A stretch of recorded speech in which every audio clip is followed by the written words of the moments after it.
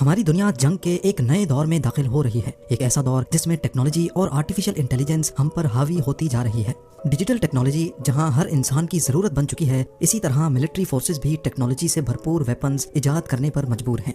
आज हम मॉडर्न और फ्यूचर टेक्नोलॉजी के ऐसे वेपन्स देखने जा रहे हैं जिनके बगैर शायद अब मिलिट्री ऑपरेशन करना नामुमकिन हो।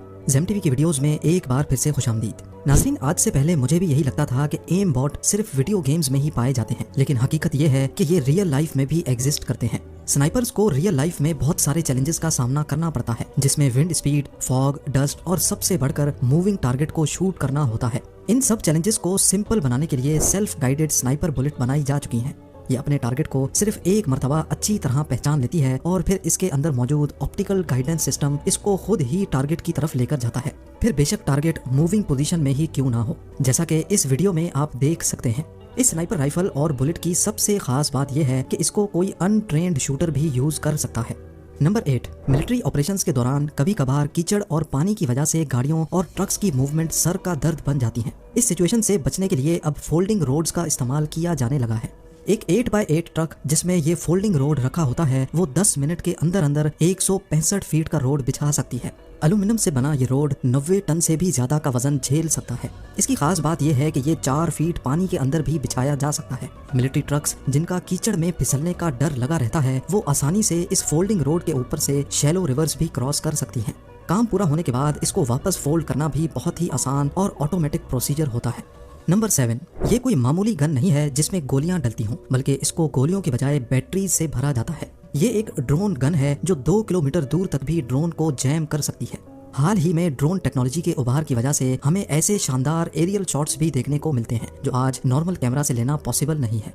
लेकिन इस ड्रोन के गलत इस्तेमाल ने पूरी दुनिया की सिक्योरिटी एजेंसीज के नाक में दम कर रखा है, जैसा कि 2018 में वेनेजुएला के प्रेसिडेंट पर तब एक ड्रोन के जरिए अटैक करने की कोशिश की गई जब वो भरे मजमे में स्पीच कर रहे थे। इस हादसे में 2 ड्रोन्स पर प्लास्टिक एक्सप्लोसिव लगाया गया था जो किसी वजह से हवा में ही फट गया। इस किस्म के हादसात से बचने के लिए ये वेपन इजाद किया गया है।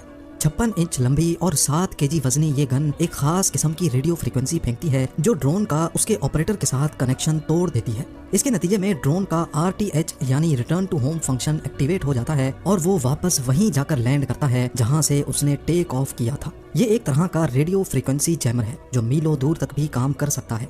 2019 में एशियन गेम्स के दौरान इस गन की मदद से 7 कमर्शियल ड्रोन्स को जैम करके उनको रास्ते से हटाया गया था, क्योंकि वो एक प्रोहिबिटेड एरिया में फ्लाई कर रहे थे जहां से प्रेसिडेंट ऑफ फिलीपींस के हेलीकॉप्टर को गुजरना था। ड्रोन गन की मदद से अगर वक्त पे इनको नहीं हटाया जाता तो कोई बड़ा हादसा भी पेश आ सकता था।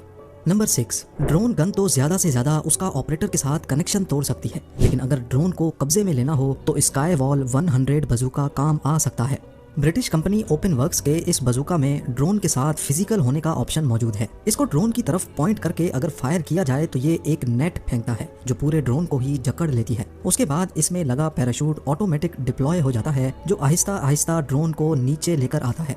नंबर 5, ये है ultra heavy lift amphibious connector जो किसी भी डिजास्टर के दौरान कभी भी कहीं भी मुश्किल तरीन कंडीशंस में भी ट्रेवल कर सकता है। इसके अंदर इतनी जगह है कि ये 40 फीट कंटेनर या 3 टैंक्स को भी कैरी कर सकता है। एयर फॉर्म से बने इसके ये ट्रैक्स ना इसको पानी में चलने से रोक सकते हैं, ना बीच पे और ना ही कीचड़ में, हत्ता कि ये 10 फीट ऊंची रुकावट को भी हलवा समझकर पार कर सकता है।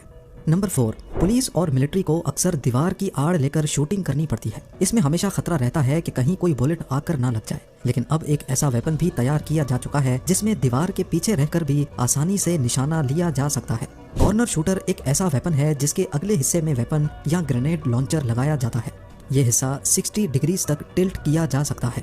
एक्यूरेट निशाना लेने के लिए इस पे कैमरा लगा है जिसके जरिए दीवार के पीछे रहकर टारगेट को आसानी से लॉक किया जा सकता है। ये वेपन खुद को खतरे में डाले बगैर लो रेंज कॉम्बैट फाइट के लिए बिल्कुल परफेक्ट है।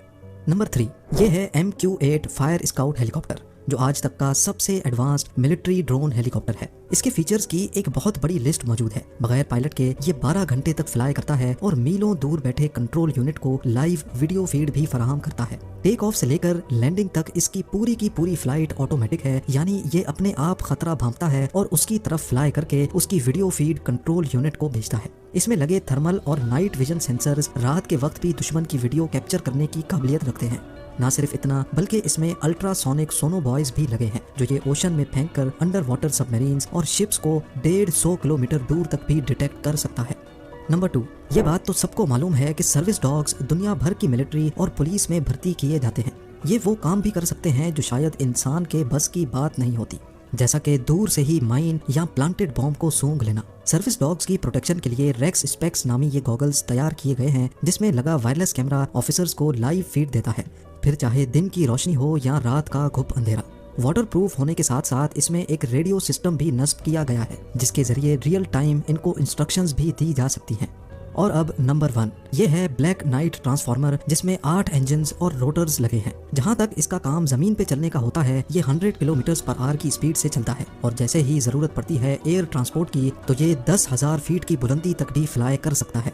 31 फीट लंबा और 19 फीट चौड़ा ये फ्लाइंग ट्रक अपने साइज की वजह से कार्गो ड्रॉप्स करने और जख्मी सोल्जर्स को फौरन एवैक्यूएट करने के काम में लाया जा सकता है। बैटलफील्ड से टेक ऑफ करने के बाद ये सेफ स्पॉट पे लैंड करके ड्राइव करना शुरू हो जाता है जिससे जख्मी को एम्बुलेंस में ट्रांसफर करने का टाइम भी बच सकता है। उम्मीद है जेम टीवी की ये वीडियो भी आप लोग भरपूर लाइक और शेयर करेंगे। आप लोगों के प्यार भरे कमेंट्स का बेहद शुक्रिया। मिलते हैं अगली शानदार वीडियो में। अगर आपको मेरा कंटेंट पसंद आता है तो फेसबुक पर फॉलो करो, यूट्यूब पर सब्सक्राइब